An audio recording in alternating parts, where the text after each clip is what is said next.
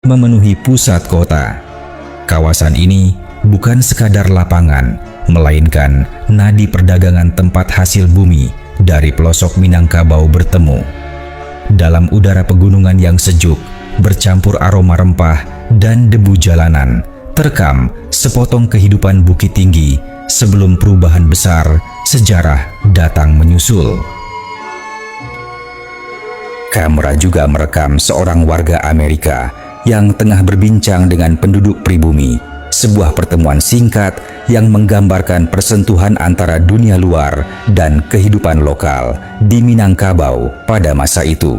Pemandangan ini memperlihatkan hubungan sosial khas era kolonial, sering berjarak, namun menjadi bagian dari realitas yang membentuk kehidupan pada zamannya.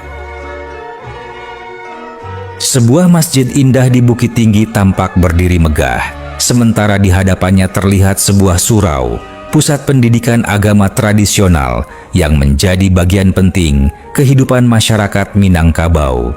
Di tempat inilah spiritualitas dan pendidikan tumbuh berdampingan, menyatu dalam denyut kehidupan sehari-hari. Rekaman itu juga memperlihatkan orang-orang membasuh kaki sebelum salat, menjalankan wudhu sebagai bentuk penyucian diri sebelum memasuki rumah ibadah. Sebuah ritual yang memadukan kebersihan, lahir dengan ketenangan batin. Di dataran tinggi Minangkabau, kamera tahun 1929 merekam sejumlah lelaki berhadapan di tengah lingkaran penonton, memperagakan silek, warisan bela diri yang menjadi bagian penting kehidupan lelaki Minang. Bagi masyarakat Minangkabau, silek bukan sekadar pertarungan, melainkan perpaduan antara ketangkasan, disiplin, dan filsafat hidup. Dengan kuda-kuda rendah yang kokoh dan gerakan yang terukur, para pesilat bergerak lincah, seolah membaca setiap langkah lawan. Di sekeliling mereka, warga menyaksikan dalam hening, menjadi saksi bagaimana tradisi ini diwariskan turun-temurun dari surau ke surau. Bagi orang Minang, belajar silek adalah bekal kehormatan, perlindungan diri, dan persiapan sebelum merantau. Rekaman ini menjadi bukti hidup tentang martabat dan ketangguhan masyarakat Minangkabau di masa kolonial. Dalam tradisi Minang, penting dibedakan antara silek dan mancak. Silek adalah inti bela diri yang sesungguhnya, digunakan untuk pertahanan diri dan syarat ajaran batin. Sementara, mancak merupakan sisi seni atau bunga silat, menonjolkan keindahan gerak dan kerap dipentaskan dalam pertunjukan adat seperti randai. Seorang yang mahir mancak belum tentu menguasai silek, tetapi seorang pesilek sejati pasti memahami mancak. Dari Bukit Tinggi, kini tiba di Padang Panjang. Di sini tak tampak sebuah stasiun. Bangunan itu telah hancur oleh gempa bumi besar yang baru saja melanda. Sebuah gedung sekolah guru putri di Padang Panjang tampak rusak parah akibat gempa.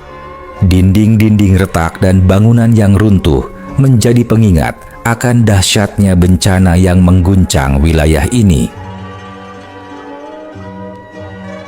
Sementara itu, di Padang berdiri sebuah rumah panggung tua bergaya Eropa.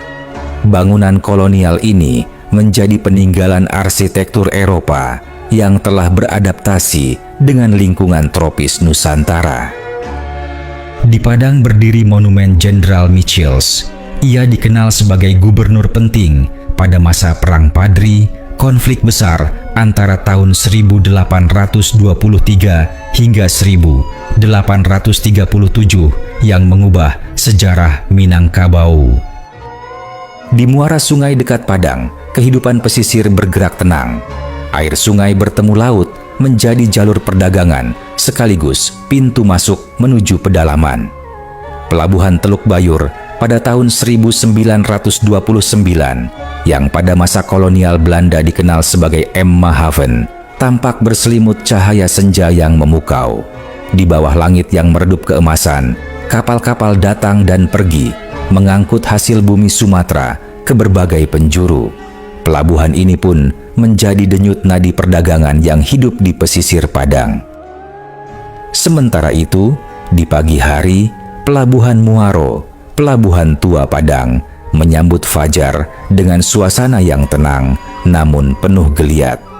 Bukit Monyet menjulang di latar